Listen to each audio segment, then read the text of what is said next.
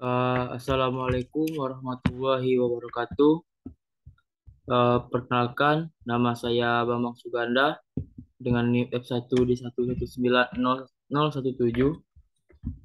Pada kesempatan kali ini, izinkan saya untuk dapat mempresentasikan hasil daripada kegiatan magang saya selama kurang lebih dari 6 minggu di PT Menmax Indonesia, Kecamatan Mandi Angin, Kabupaten Sarawangun, Provinsi Jambi. Pada kegiatan magang ini, saya mengambil judul terkait aktivitas pertambangan batubara dan perbandingan volume overburden berdasarkan survei terestrial dan trakon. Eh, Baiklah, pada kesempatan kali ini saya akan membahas 5 bab yang terdiri dari pendahuluan, tinjauan umum, aktivitas pertambangan, hasil dan pembahasan, serta penutup.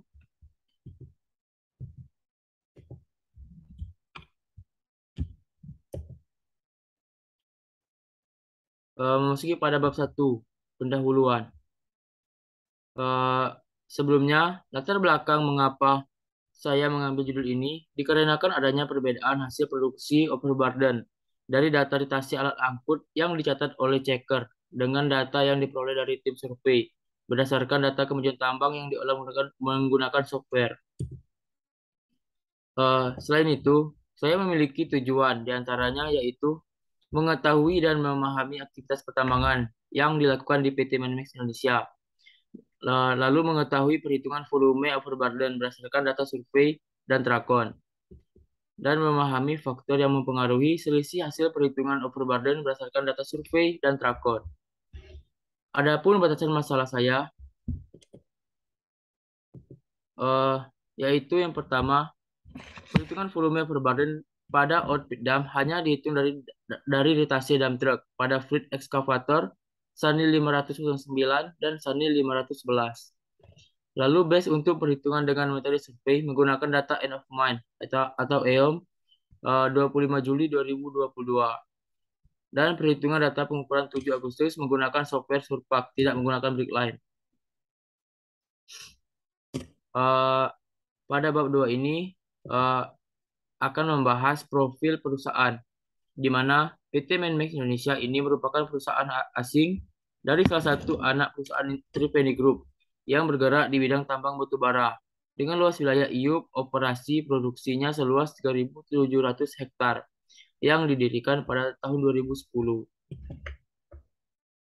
PT Menmax ini dipimpin oleh seorang KTT yang bernama Bapak Muhammad Fikri SD.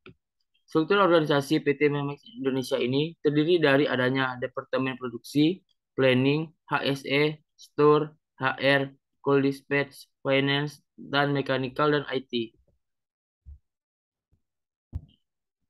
Peta kesampaian daerah PT Memex Indonesia dapat ditempuh dari Jambi ke Mandi Angin dengan jalur darat menggunakan roda 2 ataupun roda 4 dengan jarak tempuh kurang lebih 111 km selama 3-4 jam perjalanan.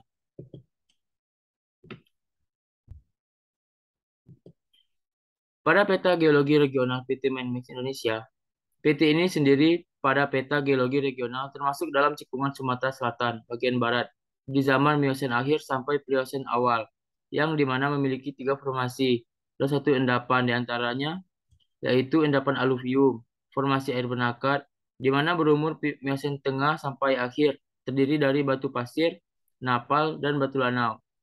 Lalu ada formasi pemuaran Nim, berumur Miosen akhir sampai Pliosen, terdiri dari batu pasir dan batu lempung. Dan terakhir formasi Kasai, berumur Plio sampai Pliostosen, terdiri dari batu pasir dan batu lempung, berbatu apung dan tufan. Selanjutnya untuk singkapan batubara PT ini memiliki 4 SIM yang diberi nama SIM A, B, C1, C2, D1, D2.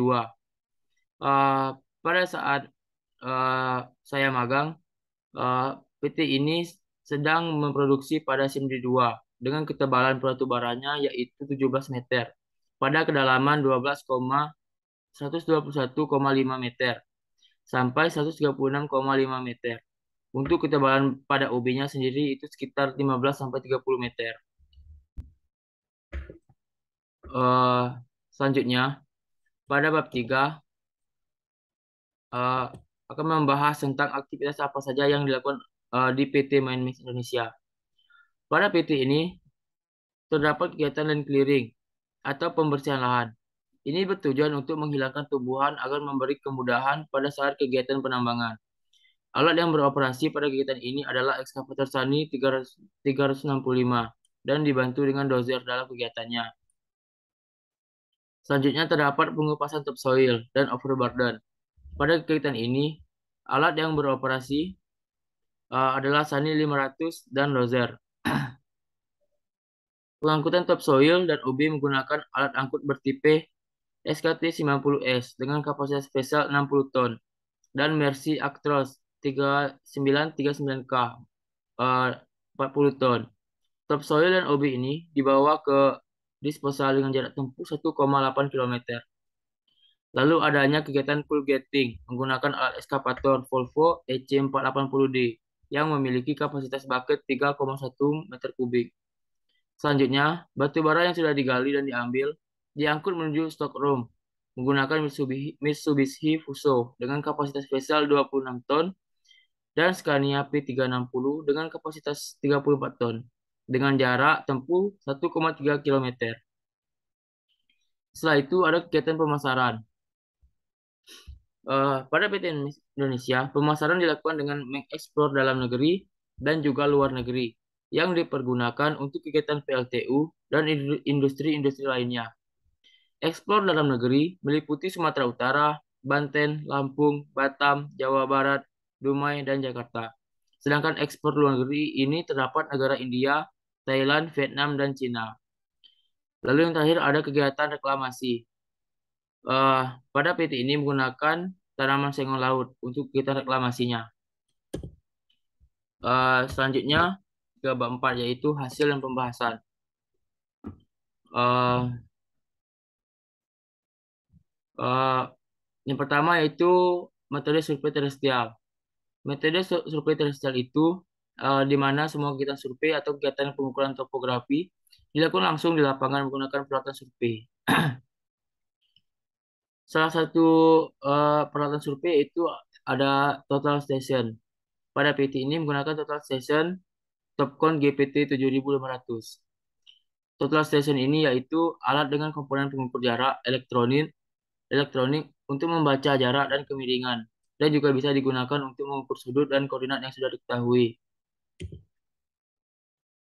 Lalu ada tripod yang berfungsi sebagai tempat berdirinya alat total station. Dan prisma yaitu alat yang berfungsi menangkap pantulan dari total station untuk mendapatkan titik koordinatnya sesuai dengan ketinggian yang ditentukan. Eh, Lalu ada patok yang berfungsi sebagai penanda titik yang telah diketahui koordinatnya. Patok yang digunakan ada dua, yaitu patok yang tempat berdiri alat dan patok backside. Lalu ada meteran yang berfungsi untuk mengukur tinggi alat berdiri.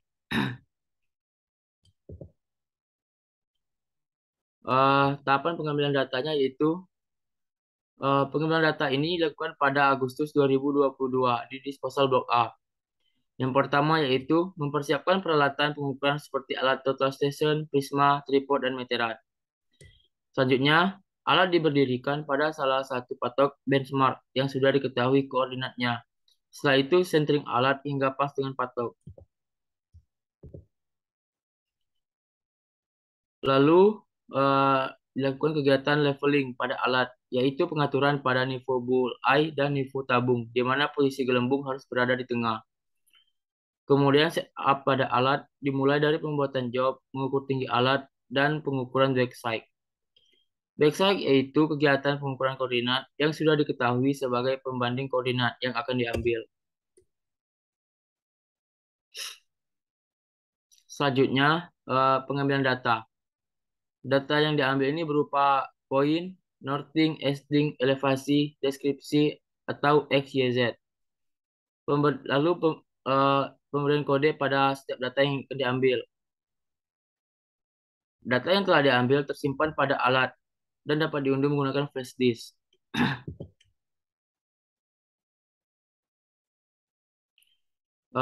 Setelah data diunduh dari flash disk menggunakan flash disk, lalu Eh, Data hasil pengukuran tersebut berupa koordinat easting, northing, dan elevasi, dan kode keterangan.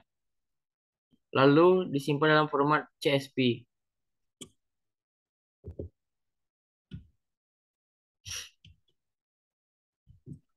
Eh, Setelah itu, input data CSV ke software Surpak, lalu akan menjadi string.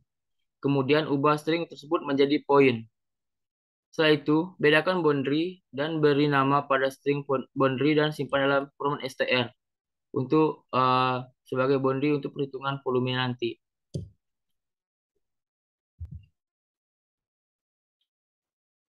Setelah itu, ubah data pengukuran tadi ke dalam format DTM dengan cara pilih surface, lalu create DTM from layer.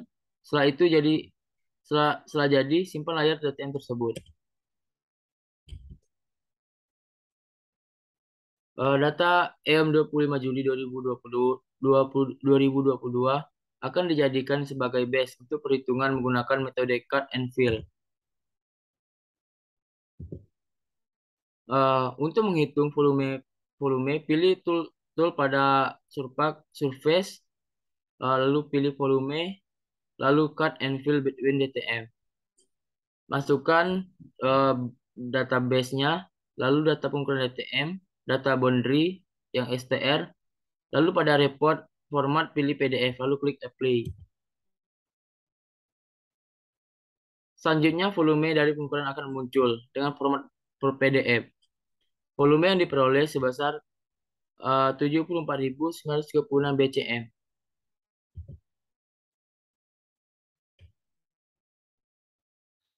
Selanjutnya yaitu perhitungan volume overburden menggunakan metode Trakon. Trakon merupakan hasil produksi pada area penambangan yang dicatat oleh bagian pencatatan produksi atau ceker berupa catatan peritasi alat angkut dump truck dalam satu hari dengan masing-masing muatan.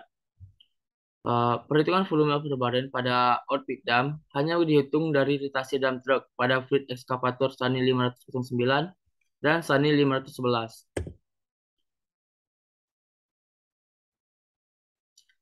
Data ritase yang dicatat oleh checker tadi akan dilaporkan ke tim base control. Kemudian tim base control yang akan melakukan pengolahan data. Setelah menginput jumlah ritase, kemudian ritase akan dikalikan dengan kapasitas vessel sehingga didapatkan volume yang telah diangkut.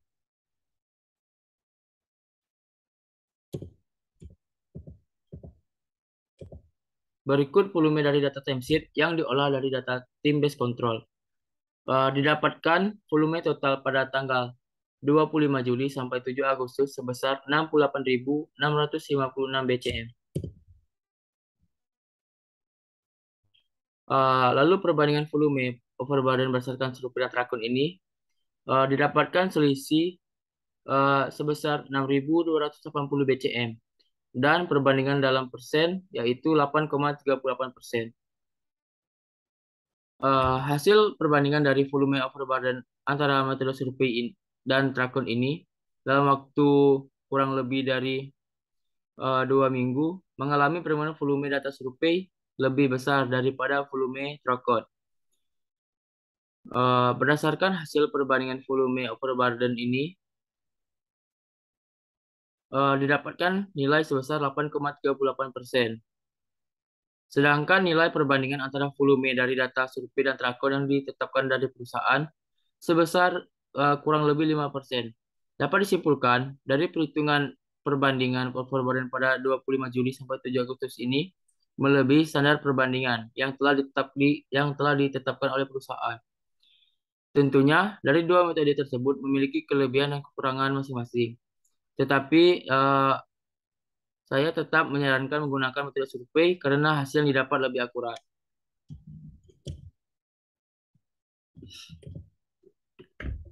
Faktor yang bisa mempengaruhi perbedaan data survei dan Trakon yaitu berdasarkan penelitian saya, yang pertama adanya titik pada area pembuangan overburden yang tidak tertembak sehingga mengurangi nilai volume pada data survei. Yang kedua yaitu jumlah material yang diangkut dump truck tidak selalu sesuai dengan kapasitas dump truck. Beberapa faktor seperti kemampuan operator, Sifat material, kondisi front, membuat vessel dalam truk tidak selalu terisi sesuai kapasitas yang telah ditetapkan. Tetapi dalam perhitungan trakon, volumenya tetap terhitung eh, yang sehingga menyebabkan kecilnya volume pada data trakon dan besar pada perhitungan volume survei. Selanjutnya bab 5 penutup. Eh, Kesimpulan dari penelitian yang saya lakukan selama magang, yang pertama yaitu aktivitas pertambangan di PT Menmex Indonesia dimulai dari kegiatan pembersihan lahan eh, atau land clearing, pengupasan dan pengangkutan tanah pucuk atau topsoil, pengupasan dan pengangkutan tanah penutup atau overburden, dan penggalian batu bara, pengangkutan batu bara, dan pemasaran batu bara, serta reklamasi. Yang kedua yaitu hasil perhitungan pengukuran overburden dengan metode survei terrestrial di disposal Blok A dengan menggunakan software Surpak yaitu 74.936 BCM. Hasil total perhitungan volume overburden berdasarkan Trakon yaitu 68.656 BCM. Adapun selisih volume berdasarkan data survei dan Trakon yaitu 6.280 BCM dan perbandingannya dalam persen yaitu 8,38% atau sama dengan 1 berbanding 0,91 BCM. Beberapa faktor yang mempengaruhi selisih pengukuran volume overburden berdasarkan data survei yaitu adanya titik pada pembuangan overburden yang terukur ulang dan pada trakon yaitu jumlah material yang diangkut tidak selalu sesuai dengan kapasitas vessel dump truck. Eh, Saran yang dapat saya berikan kepada perusahaan yaitu ini pertama memberikan patok atau batas pada area yang telah diukur dengan jarak yang berdekatan dengan maksud meminimalisir kesalahan dalam pengambilan data pengukuran dengan metode survei terrestrial. Yang kedua yaitu sebaiknya ketika melakukan loading material menggunakan metode top loading agar operator loader dapat melakukan pengisian dengan maksimal. Eh, Sekian yang dapat saya sampaikan. Saya mohon maaf apabila banyak kekurangan dari presentasi saya. Saya akhiri. Wabillahi taufiq wal hidayah. Wassalamualaikum warahmatullahi wabarakatuh.